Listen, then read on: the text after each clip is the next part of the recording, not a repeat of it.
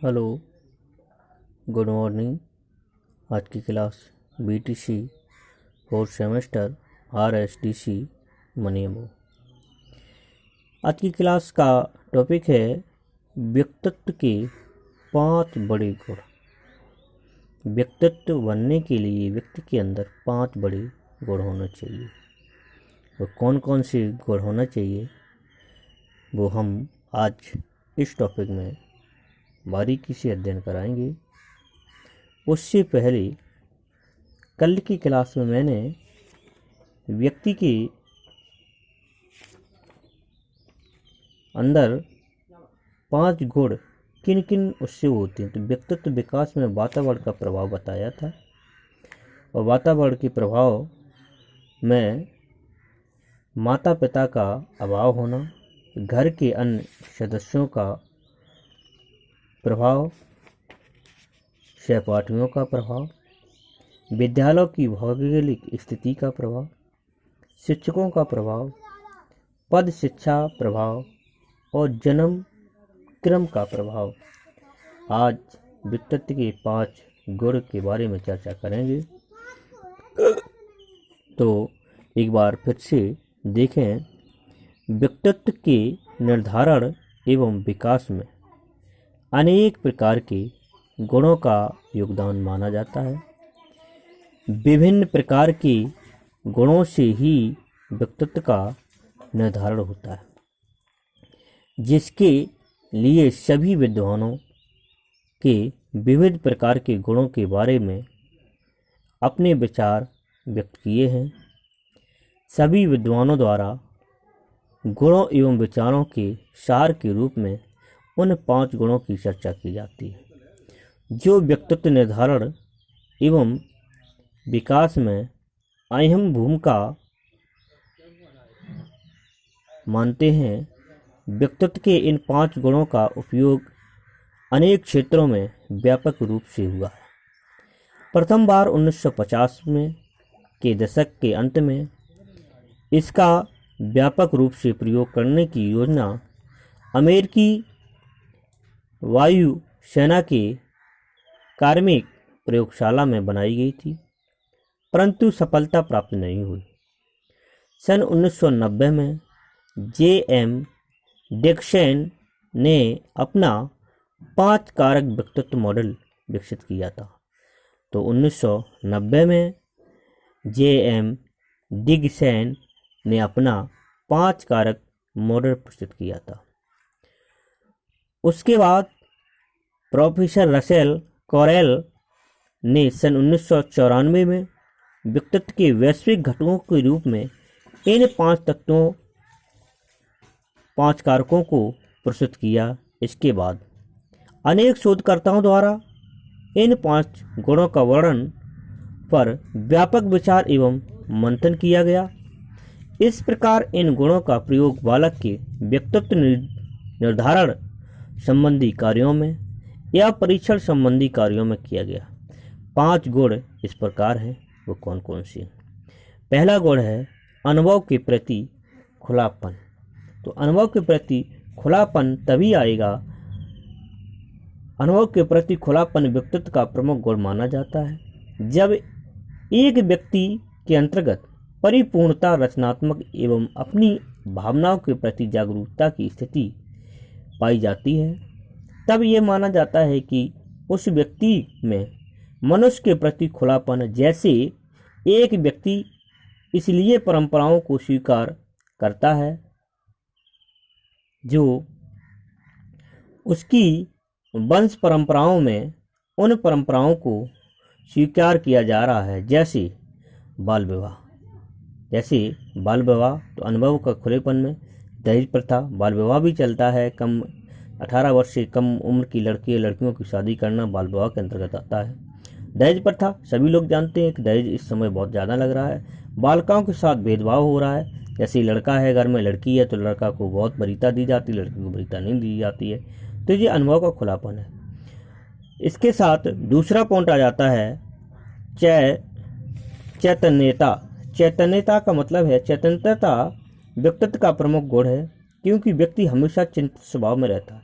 इसके आधार पर ही व्यक्ति में अपने कार्यों एवं व्यवहारों को प्रदर्शित करता है। एक चैतन्य व्यक्ति के व्यवहार में या चैतन्यता रहित व्यक्ति के व्यवहार में विशेष अंतर पाया जाता है। चैतन्यता से संपन्न व्यवहार आदर्श एवं व्यवस्थित व्यवहार होता है, वहीं चैतन्यता से रहित व्यक्ति व्यवहार में अव्यवस्थित व्यवहार होता है। जैसे एक व्यक्ति को विद्यालय में प्रवेश लेने से इसलिए रोक दिया जाता है कि वह अनुसूचित जाति का है। यदि वह व्यक्ति चैतन्यता से संपन्न है तो वह बताएगा कि संविधान के अनुसार उसकी किसी भी शिक्षण संस्था में प्रवेश लेने से वंचित नहीं किया जा सकता है, वरन अनुसूचित जाति के व्यक्तियों के लिए विशेष प्रकार की प्रवेश व्यवस्था है। इसलिए विद्यालय में प्रयोग पाने का मेरा अधिकार प्रथम है।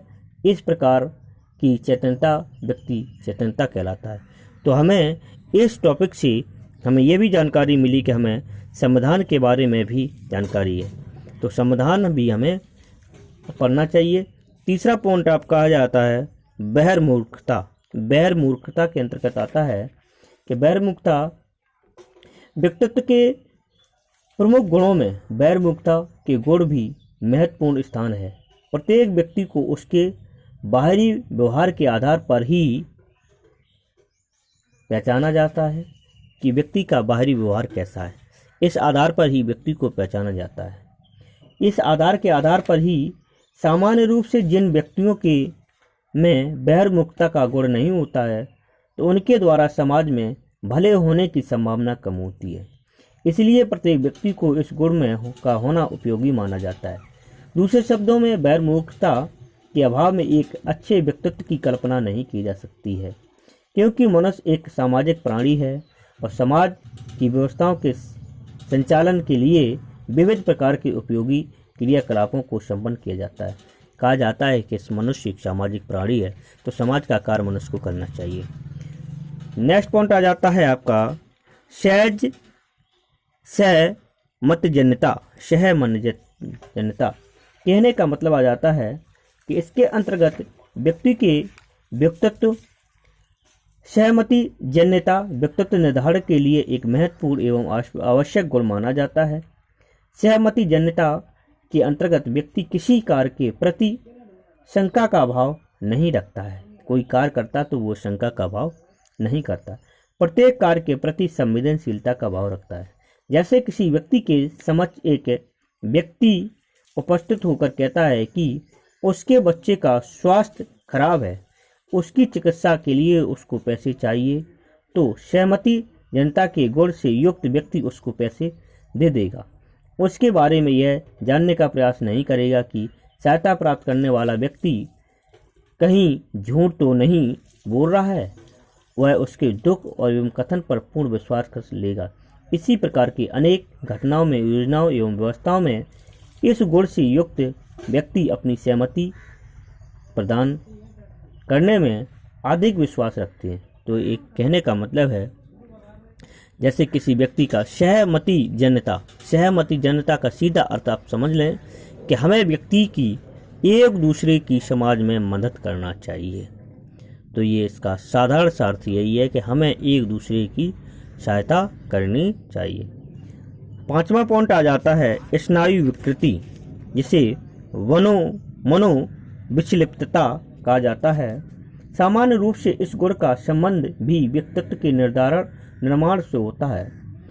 व्यक्तित्व के निर्माण में इसकी अहम भूमिका होती है। इसका संबंध संवेगों एवं मानसिक स्थिति से होता है। प्रत्येक व्यक्ति की मानसिक क्षमता एवं विकास की स्थिति भिन्न भिन्न होती है। इसके परिणामस्वरूप उसका व्यक्तित्व भी भिन्न भिन्न होता है। जैसे एक व्यक्ति को क्रोध शीघ्रता से आता है तथा वह छोटी छोटी बातों पर क्रोधित हो जाता है, तो यह माना जाता है कि उसमें स्नायु विकृति की दशा अधिक प्रभावी है। तो इसलिए कि व्यक्ति को छोटी छोटी बातों पर क्रोध नहीं करना चाहिए। तो इन 5 गुणों के साथ व्यक्तित्व के 5 गुण बताए जाते हैं। इनमें और भी पॉइंट आ जाते हैं। अनुभव के प्रति खुलापन, चैतन्यता, बहिर्मुखता, सहमतिजन्यता, स्नायु विकृति। तो आज का क्लास यहीं समाप्त होता है।